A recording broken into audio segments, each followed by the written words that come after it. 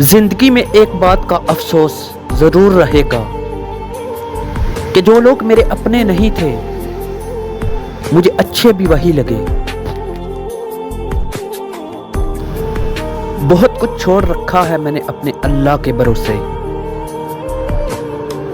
میرا اللہ مجھے کبھی نا امید نہیں کرے گا۔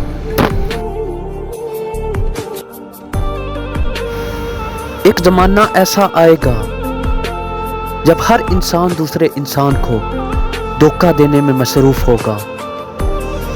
سوال پوچھا گیا کہ پھر دھوکہ کھائے گا کون؟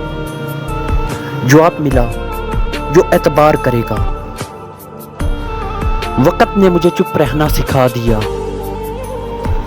زندگی نے سب کچھ سہنا سکھا دیا۔ اب ہمیں کسی سے کوئی امید نہیں، کیونکہ حالاتوں نے ہمیں اکیلا رہنا سکھا دیا۔ کسی کی اتنی ہی قدر کرو جتنا وہ آپ کی کرتا ہے، بے حساب قدر آپ کا سکون تباہ کر دے گی۔